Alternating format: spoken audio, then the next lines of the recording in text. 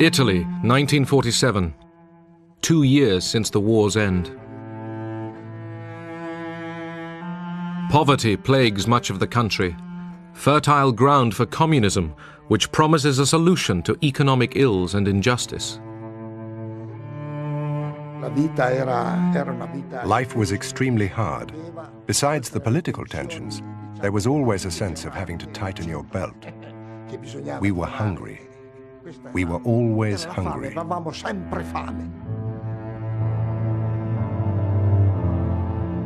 As membership of the Communist Party reaches 2 million, America fears that Italy and Western Europe could fall to communism.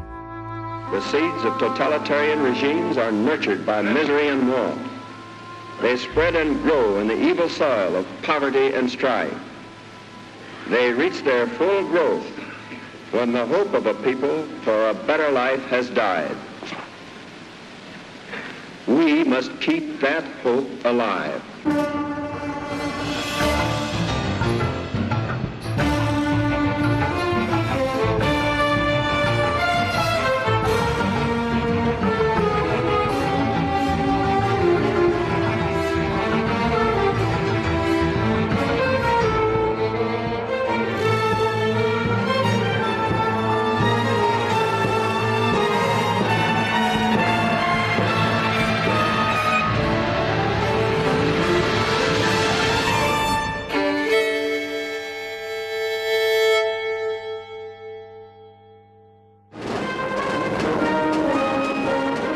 May Day in Moscow, 1947.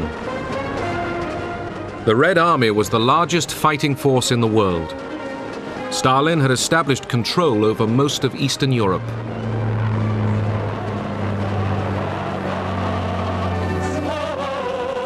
The Soviet Union offered an alternative model for society: public ownership and a centrally planned economy, in contrast to the Western belief in a mixed economy and free trade.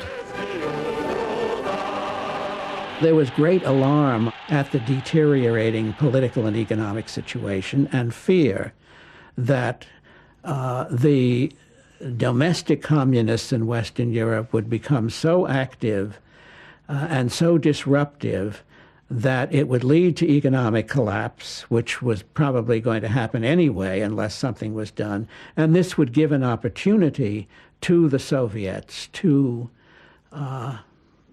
extend their influence in Western Europe. In February 1947, a financial crisis forced the British government to tell Washington they were ending aid to Greece and Turkey. The administration feared the Eastern Mediterranean might fall to communism. Truman used this opportunity to take the offensive.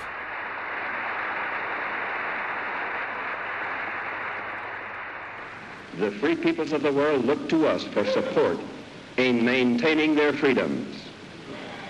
If we falter in our leadership, we may endanger the peace of the world, and we shall surely endanger the welfare of this nation. I was there in the balcony listening, and I was struck by the absolute concentrated attention of the Congress. On this occasion, everyone in the hall realized that this was a major historical event. I therefore ask the Congress to provide authority for assistance to Greece and Turkey in the amount of $400 million for the period ending June 30th, 1948. Truman pitched the struggle for the first time as between freedom and tyranny, the West and the communists. Truman had to persuade the often isolationist Congress to act. The anti-communism of the Truman Doctrine did just that. The Truman speech reflected very clearly Truman's own character. He liked to see issues very clearly and to come up with clean-cut answers. After 5.5 years of a war to defeat fascism, Europe was bankrupt. Industry lay in ruins. Homes were in rubble. People struggled to survive.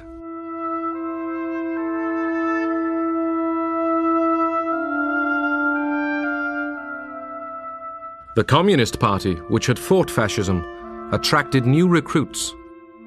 The appeal of communism to young people and to students was that of a hope that it was possible to create a classless society. Many people believed that communism was going to create a better world, better than the one that existed before the war. This was the only party that you could join if you wanted to change the world. The man called on by Truman to face the communist threat was the newly appointed Secretary of State, General Marshall, the wartime military leader. He would plan the United States response. Marshall was an extraordinary man. I've never known anyone like him. He, in many respects, was a very austere, unapproachable man. He never allowed anyone to call him George Marshall, including the president. When the president asked him if he should, he said no, General Marshall will do. He exuded leadership and character. In March, Marshall met Soviet Foreign Minister Molotov at a meeting in Moscow. Britain and France were there too. The Big Four tried to agree on the future of Germany. Despite warm Russian hospitality, weeks of meetings got nowhere. Marshall made one last effort. He had an interview with Stalin in the Kremlin, and that interview convinced Marshall that what the Soviets were doing were stalling for time in order for the situation in Western and Central Europe to become more and more adverse, so that popular unrest would become greater and greater, the communists would grow in strength, and that maybe communist regimes would come to power in Western Europe without the Red Army having to invade.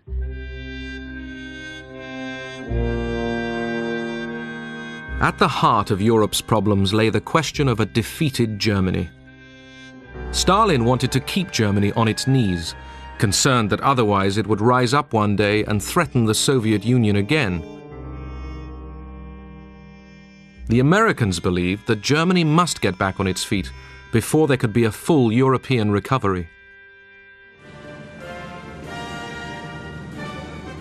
Marshall was now convinced of the need to act quickly. On his return from Moscow, he instructed the State Department to begin preparing ideas for a European rescue plan.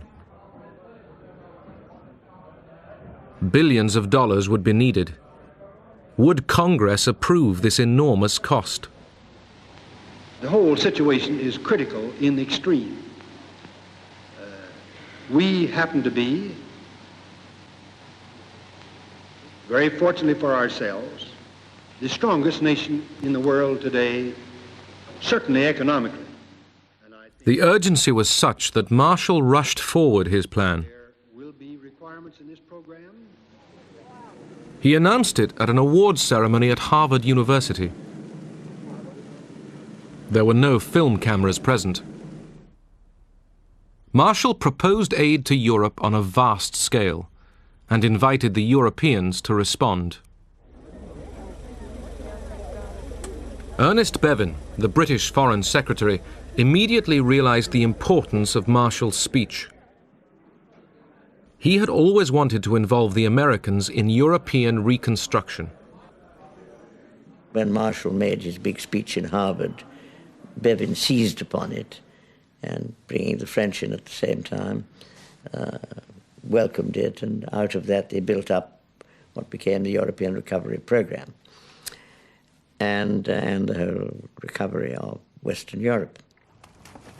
The Soviet economy also desperately needed investment to make up for the ravages of 4 years of war on Russian soil.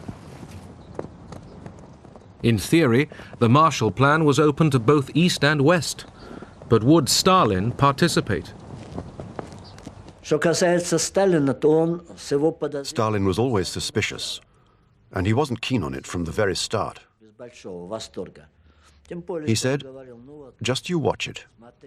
The situation is quite different from the wartime Lend-Lease American assistance to us.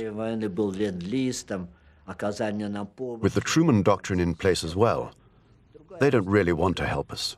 They just want to tear the people's democracies away from our sphere of influence, to win them over, to infiltrate them, to pull them away from the Soviet Union."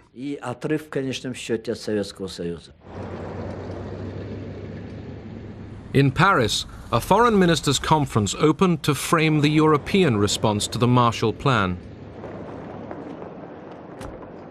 Despite Stalin's caution, Molotov and a large Soviet delegation turned up at the conference table.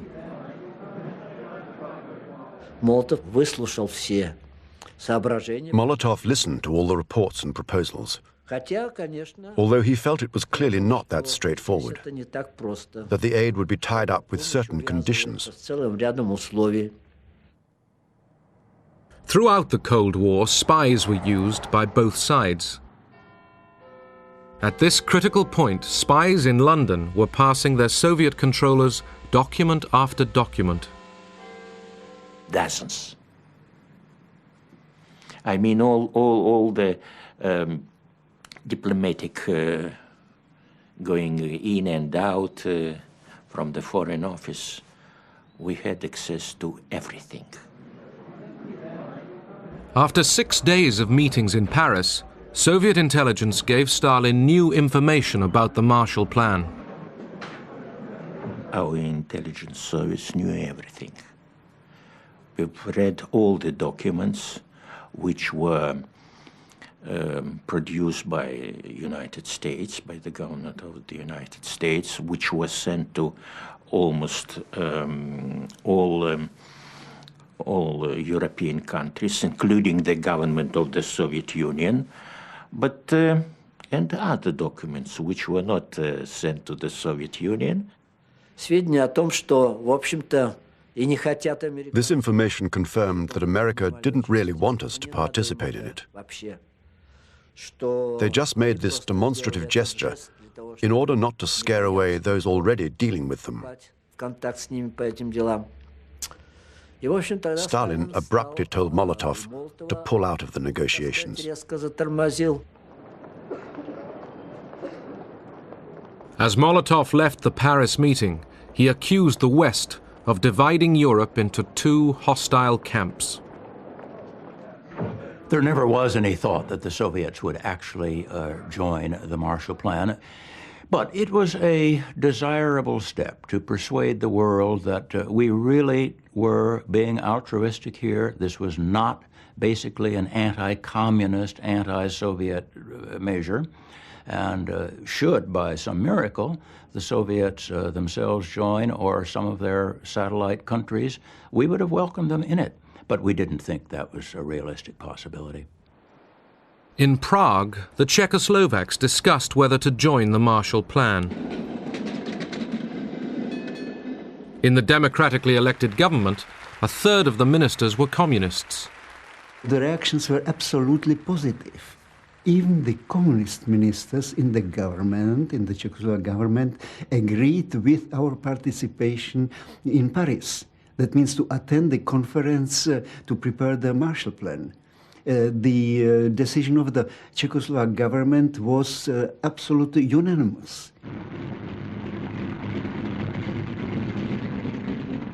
Stalin summoned the Czech Prime Minister, Klement Gottwald, to Moscow.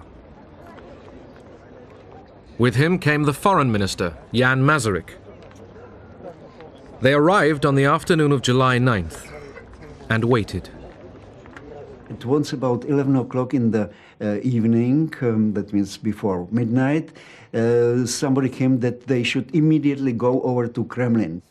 But the principal question put before them was that the Czechoslovak delegation shouldn't go over to Paris to attend to the conference on the Marshall Plan. Stalin said, if by 4 a.m. on the 11th of July you have not refused to attend, then be prepared. This will have serious consequences on our relations with you. Stalin was quite clear, quite rough, and he gave the ultimatum of 4 hours to our delegation to say their decision. Finally, the same government which accepted unanimously the presence in Paris rejected it. As far as the Marshall Plan is concerned, there was no normal discussion. There was practically only a quite clear order.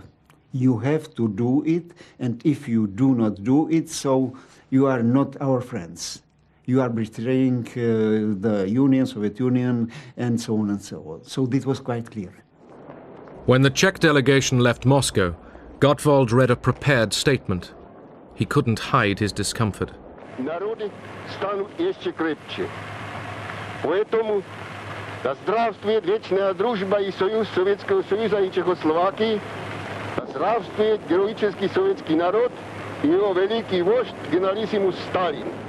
Jan Masaryk was shattered by the experience.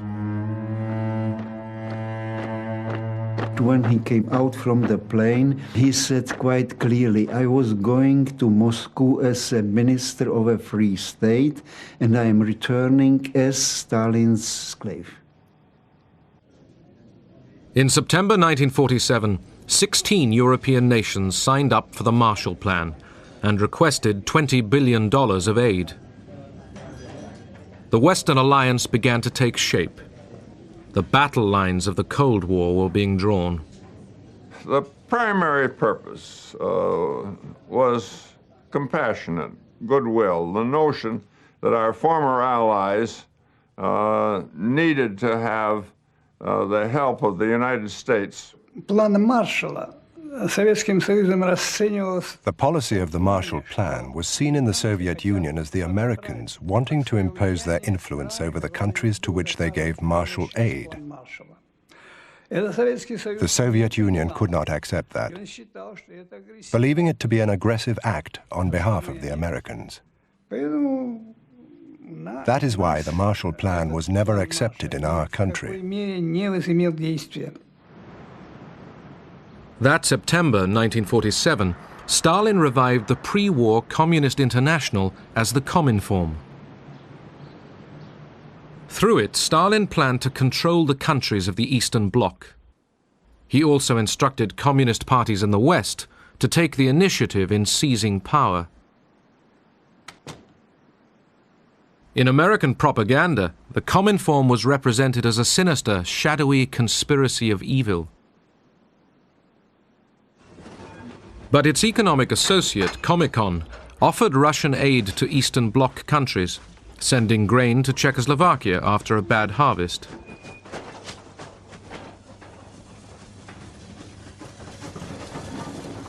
Both Cominform and Comecon were a direct response to the Marshall Plan.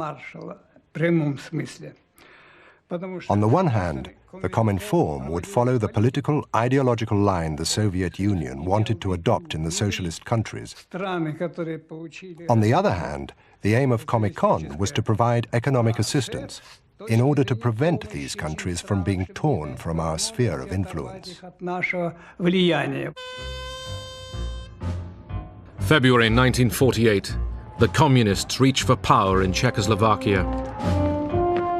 Workers' militias go on the march. Non-communists are arrested. Action committees take over the police and the labor unions. President Beneš capitulates. The red flag flies in the center of Prague. In just 5 days, the communists took over Czechoslovakia's government. Stalin's rule was imposed on the Czechs.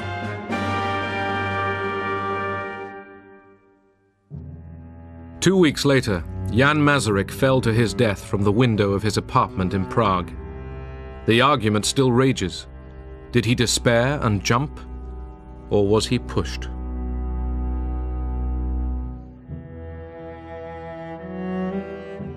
Masaryk was the son of Thomas Masaryk, the founder of the Czech state. His funeral symbolized the end of a free Czechoslovakia. After the death of the minister, and there were really tens of thousands of people who were coming to say farewell to the minister, the last farewell.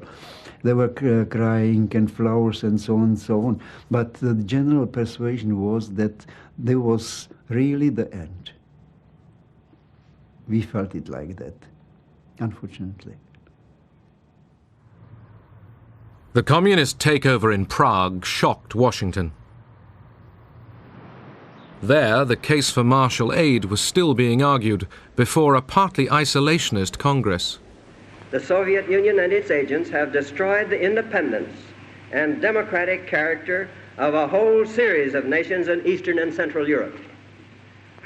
It is this ruthless course of action and the clear design to extend it to the remaining free nations of Europe that have brought about the critical situation in Europe today. It was touch and go when both houses of Congress were finally considering the legislation.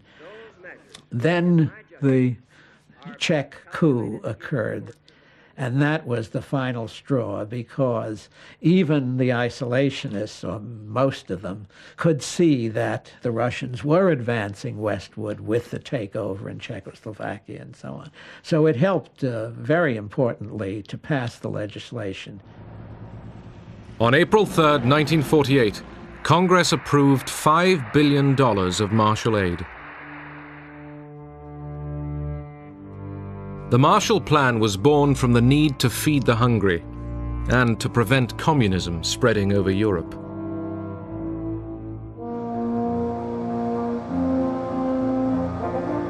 "20% of the aid were loans, 80% grants. The first shipments were foods and fertilizers. Next, machines to improve agricultural efficiency. In the 4 years of the plan, the Marshall Agency spent $13.5 billion in 16 countries. Fewer people spent more money in that agency than ever before or since in the United States government. It was an extraordinary performance. Europe's purchase of American goods and machinery redirected many Marshall Aid dollars back into American industry, fueling a post-war boom. Most people I knew felt that the generosity of Americans was a self-serving one, in the sense that they thought of Europe as an outlet for their goods, as a market to export stuff, and we thought that we could see that in the types of things that they wanted us to buy with the money that they lent us. One of the countries most in need of help was Greece, devastated by the Nazi occupation and years of civil war. In the north, government troops still hunted out communist guerrillas. Greece, of course, emerged from the war in a terrible state. Probably 2,000 of the nation's villages had been razed and burnt to the ground by the reprisal raids of the Nazis. The consequence of the Civil War was to add to that terribly shredded kind of social fabric. During the 4 years of the Marshall Plan, Greece received nearly $700 million of economic assistance. Young Americans were thrust into positions of heavy responsibility. I was the youngest member of the Marshall Plan mission in Greece. I arrived there at the age of 23, and to my astonishment, a year later, at age 24, there I was in charge of the Greek import program. The range of projects which we engaged in were all over the map and all over every single sector of the economy. And one could say that America fed and fueled and clothed the Greek nation.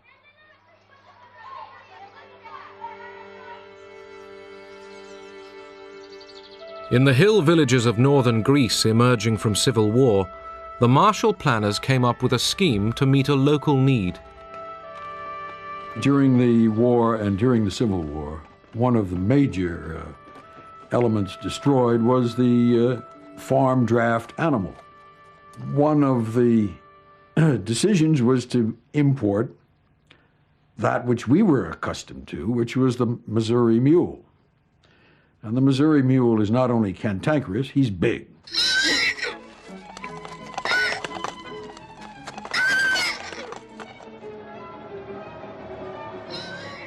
American mules arrived in Greece after a long sea voyage.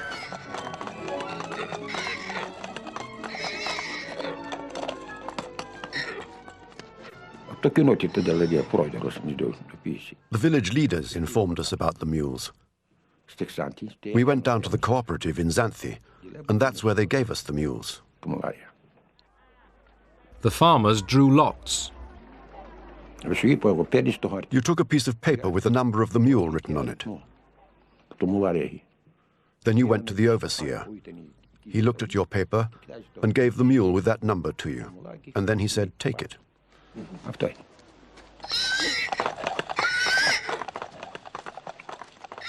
The only problem was that the American mules were very much larger than the animals local farmers were used to. The mules were very good. They were a bit wild, but slowly we got them under control. They were fat and big, and we began to use the mules to plow.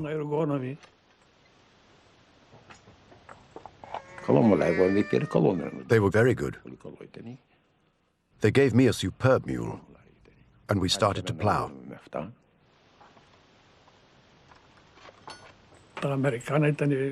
The American mules were best. They were from the stable, well-fed and fat. You could put 200 kilos on them, and they could take it. Our own mules were small.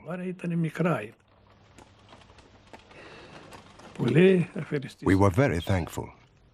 How could we not be thankful, since we had nothing? Long live America. Industrial Europe faced other problems. France, 1947. Workers at the Renault factory near Paris went on strike. When communist ministers backed them, they were expelled from the government. Several months of disruption followed.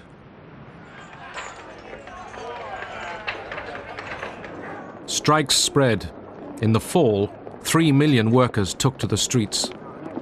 We had a lot of sympathy for the strikers because we felt that they were poorly paid, and we felt that the government wouldn't do anything for them unless they put pressure on the government.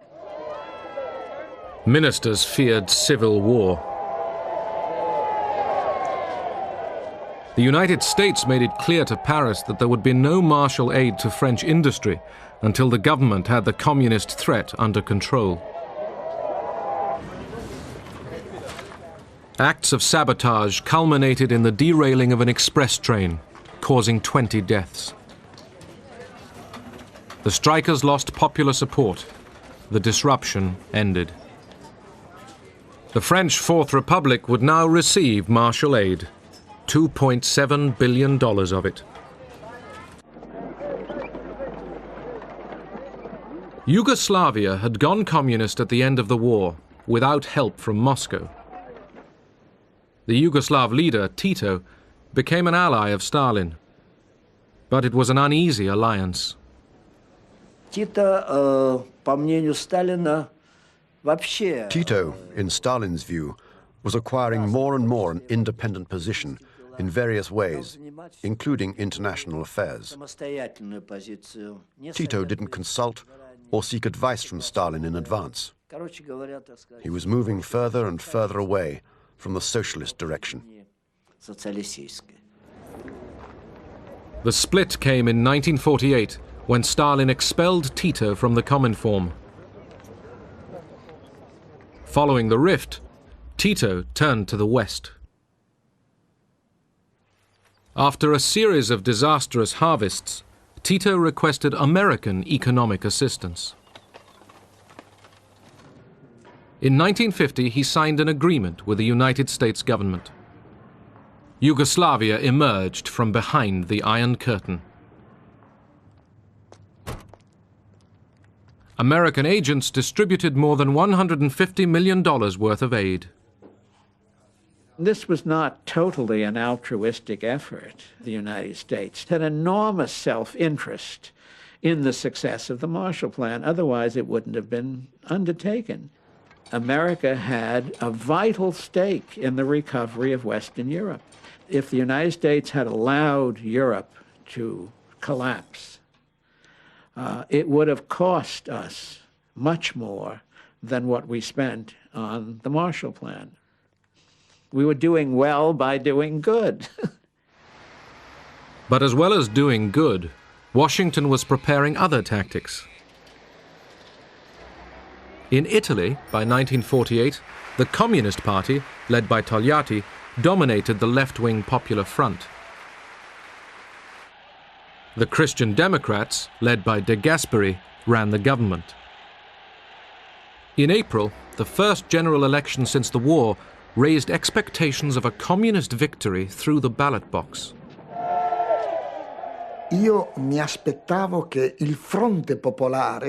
I expected the Popular Front, the union of all the parties of the left, to win the election.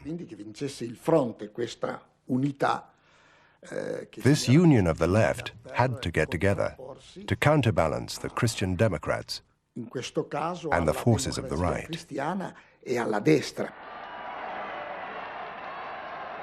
Some Italians feared a communist victory. That election could have been a touch-and-go election between Italy saying on one side of the world or the other side of the world. First of all, I think it would have been a tragedy for Italy, but I think it would have been a tragedy for Europe. I think it would have been a tragedy for the Mediterranean, and it would have been a setback for America. In the United States, a campaign was orchestrated to persuade Italian Americans to write to relatives urging them not to vote communist. 10 million letters were sent. Dear cousin Maria, have you thought what a communist victory would mean for Italy? It would be terrible. Italy would be ruled direct from the Kremlin. Look what happened in Czechoslovakia. You must realize how serious the situation is. You should see what the papers are saying. Please, here. Listen to us. I urge you not to vote communist in the elections. Your cousin, Luigi. Fu un'iniziativa molto intelligente perché arrivava direttamente alle famiglie. It was a very intelligent initiative because it got through to the families directly. Mezzo secolo di emigrazione. After half a century of emigration, there were hundreds of thousands of Italian families in America.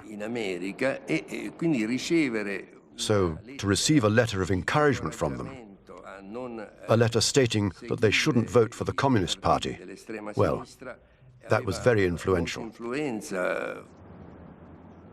Letter writing was not enough.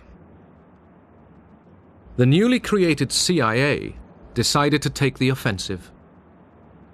What the CIA needed was authority to develop a program of covert action.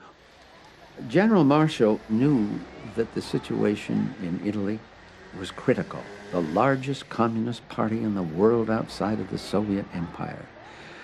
Not having an organization and knowing that the State Department could not achieve the things that he knew had to be done, he personally said, we must explore the means of getting authority to carry out a covert action program that would challenge this tremendous communist threat.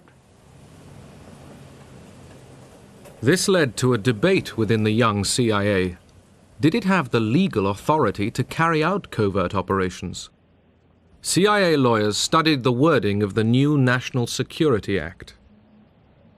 If The President of the National Security Council, the head of the National Security Council, is the President of the United States. And if he specifically directs the CIA under Hillenkotter to carry out operations to help Democratic parties, and if the Congress that was put in, if the Congress gives the money to support such a thing, then the authority is there. And that was the green light. The CIA then intervened. It began covert operations in support of anti-communists and of the Christian Democrat Party. I was in that branch of the CIA at the time that had to rush into the breach without training in covert action. And we had bags of money that we delivered to selected politicians to defray their political expenses, their campaign expenses, for posters, for pamphlets. Io direttamente non sono a conoscenza di questo. Personally, I'm not aware of that. It was spoken of, but I don't know anything about it, because I was never directly involved in party affairs. The Church, too, mounted a powerful campaign against the communists. Pope Pius XII was very concerned about the Communist Party. Not so much about their politics. He was concerned about their doctrine. And as Pope, Pius XII had to be concerned about what was happening in Italy at the time. A network of election committees was created. They worked in close parallel to the organization of the Catholic Church. I can say that all the parties envied our electoral structure, and especially the creation of election posters.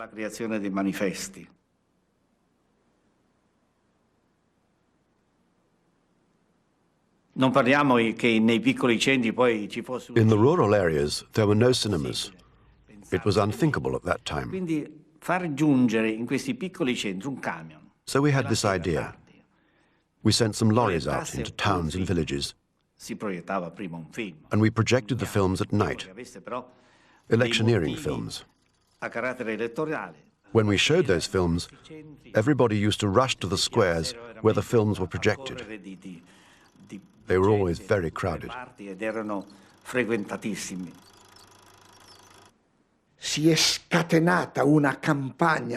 They unleashed this tremendous campaign against the left, against the communists, against the socialists, and they told the most terrible lies about them. Things out of this world. The Church had a great influence over the people because 90% of them were Catholics and members of the Church. At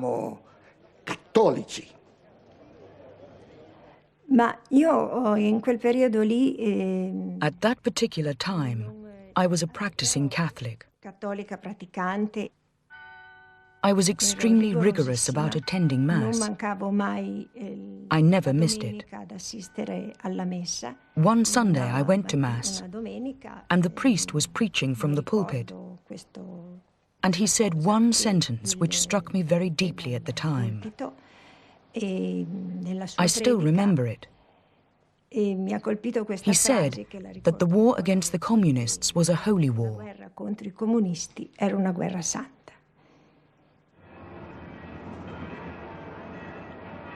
Pope Pius XII and the Catholic Church had supported the fascists throughout their decades of rule.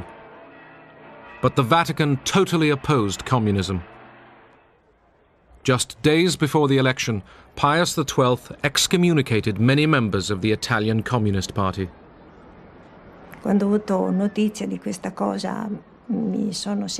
When I heard about it, I was terribly upset. To begin with, there was the fact that at the time I was engaged to my fiancé. We were getting married the next year, and this meant we couldn't get married in church.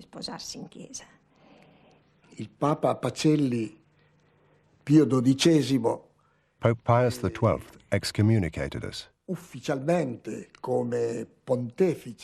communists and the friends of communists. Gli amici dei comunisti. Not being able to marry in church meant I couldn't wear a white dress and have all the flowers, have the music playing. My uncle, who had been like a father to me when I was a child, couldn't even take me to the altar. Not to mention that as a Catholic, I very much believed that my marriage had to be blessed by the priest, who represented Christ on earth. And this was what I believed in. Ma lei sa che in un discorso più dodicesimo... You know that Pius XII, in one of his speeches, said you were either for Christ or against Christ. Partito Comunista era contro Cristo. And the Communist Party was against Christ. They were clearly atheists. So, it was a duty of the Pope and of the Church to protect their people.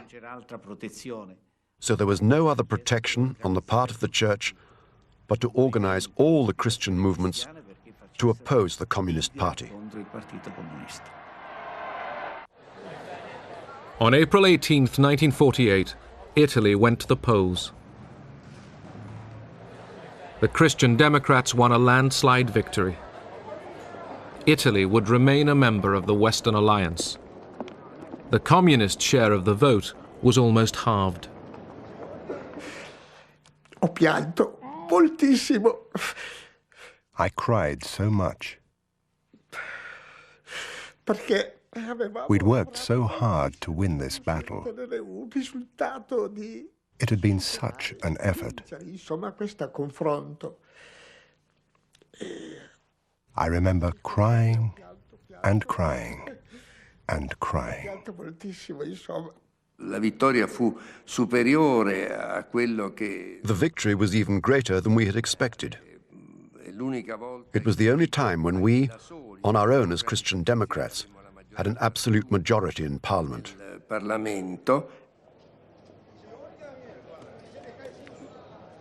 The CIA, too, drew its conclusions from the election victory. Well, it was very gratifying. We didn't know at that time that we had carried out the first political action, covert political action program in the history of American intelligence that would be followed by many, many, many more.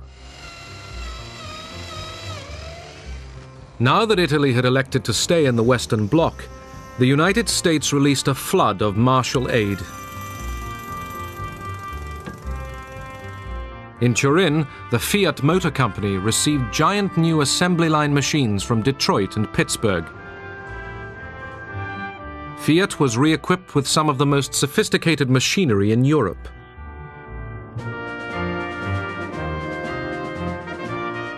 Fiat's recovery would fuel the revival of Italian industry. In Europe and in Italy especially, we thought of America as all-powerful. They had 50% of the world GNP, they had all the modern technology, they'd beaten the Nazi system. And I don't say that you didn't expect it, but we were pleasantly surprised to see the generosity of their foreign policy.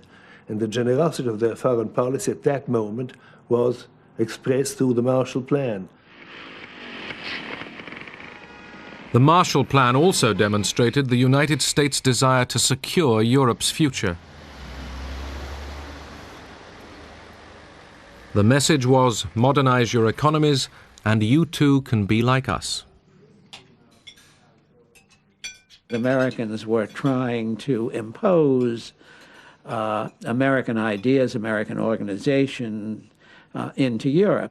There was a feeling that if the European economies were to be rebuilt, if Europe was to be competitive in the world economy again, it would have to imitate American production methods, American management methods, and so on. And many European businessmen were eager to do this. In those years, I mean, the immediate post-war years, the whole of Europe was in a recession. So first of all, it helped us step out of a recession. It gave us a certain amount of speed to the economy. But that was the first step. the second real step that it approached this European community on the whole. It brought us towards NATO, and it brought the European countries closer to each other and to the United States. The Marshall Plan set out to build a European consumer society. The United States wanted a free enterprise Western bloc, peaceful, united, and tied to American trade and capital. The Soviet Union was forced to build its own rival bloc.